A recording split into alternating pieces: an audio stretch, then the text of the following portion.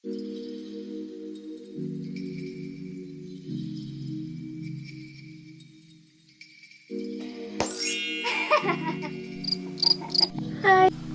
Assalamualaikum warahmatullahi wabarakatuh. hai, welcome back to our channel. Yay! Hello, welcome back our channel. Assalamualaikum warahmatullahi wabarakatuh. Kembali lagi di channel kita yang sangat mengedukasi ini. Penasaran kan? Kali ini mau bahas apa? Langsung cekidot guys. Oke guys, langsung aja kita lanjut ke materi selanjutnya, yaitu reliabilitas konsistensi tanggapan dan reliabilitas konsistensi gabungan item. Aja kita lanjut ke materi yang bakal kita bahas. Tapi sebelumnya kita bakal nge-review ulang apa itu reliabilitas. Jadi reliabilitas itu adalah tingkat konsistensi skor yang dicapai oleh orang yang sama dan tes yang sama ketika diuji pada waktu yang berbeda. Jadi kita masuk ke reliabilitas konsistensi tanggapan.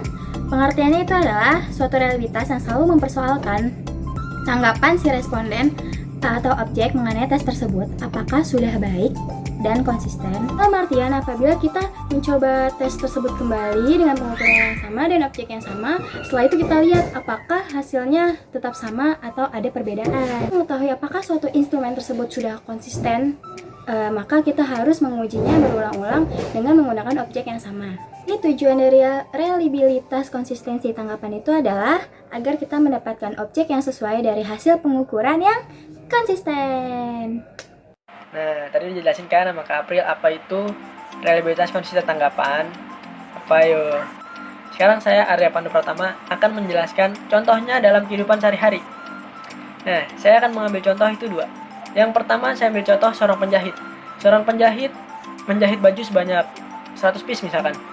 Nah, seorang penjahit tersebut akan mengukur bajunya satu persatu untuk memastikan agar ukurannya yang akan dia jahit itu adalah sama. Misalkan mau mengukur XL, mau mengukur M, nah itu semuanya akan berukuran sama, tidak berbeda gitu. Yang kedua saya ambil contoh seorang pedagang. Seorang pedagang mau mengukur 1 kg gula, 1 kg minyak dengan alat timbangan pedagang itu hasilnya akan sama, tidak ada yang berubah sama sekali. Nah, disitulah yang dinamakan reliabilitas konsisten tanggapan dalam kehidupan sehari-hari. Selanjutnya manfaat dari reliabilitas konsisten tanggapan. Reliabilitas konsisten tanggapan sangat bermanfaat bagi kehidupan sehari-hari. Contoh manfaatnya apa? Misalkan kita melakukan suatu pengukuran.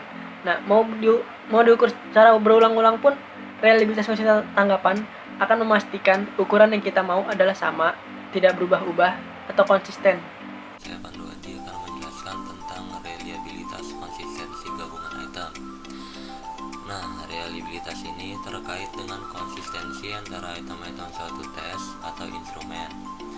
Apabila terdapat tes dengan objek ukur yang sama, tapi hasil pengukuran melalui alat ukur lainnya tidak konsisten dengan hasil ukur yang lain, maka pengukuran dengan alat ukur tersebut adalah suatu kesatuan yang tidak dapat dipercaya. Nah, maksudnya itu reliabilitas konsistensi gabungan item itu melakukan pengukuran terhadap objek ukur yang sama menggunakan suatu alat ukur yang relevan. Apabila hasil pengukurannya berbeda, maka yang dipermasalahkan bukan objek ukurnya, tapi alat ukurnya, dan dapat dikatakan bahwa tes tersebut tidak reliable atau memiliki reliabilitas yang rendah. Nah, pengujian ini tuh bertujuan untuk mendapatkan data yang valid dan dapat dipercaya. Reliabilitas konsistensi ini berkaitan dengan kemantapan atau konsistensi dari hasil pengumpulan data. Oke, assalamualaikum warahmatullahi wabarakatuh. Perkenalkan, nama saya Sunggul Adi Reja. Di sini saya akan mencontohkan dan memberitahu manfaat dari reliabilitas konsistensi gabungan item. Di sini saya akan mencontohkan meteran. Nah, itemnya adalah kaca 1 dan kaca 2. Di sini adalah item yang konsepnya sama dan akan diukur oleh meteran. Apakah di sini kan terlihat bahwa ukurannya sama dan sama-sama reliable. Nah, saat dites ukurannya dengan meteran, kaca 1 dan kaca 2 itu sama. Jadi ketika dites dalam 5 tahun ke depan, itu ukurannya pun akan tetap sama. Contohnya adalah 1 meter dan 1 meter, dan 5 tahun kemudian pun akan tetap sama 1 meter dan 1 meter. Dan manfaatnya adalah kita bisa tahu item tertentu ketika sudah satu tahun ke depan atau 5 tahun ke depan, dan ukurannya pun tetap akan sama. Sekian, terima kasih. Wassalamualaikum warahmatullahi wabarakatuh. Bye, thank you.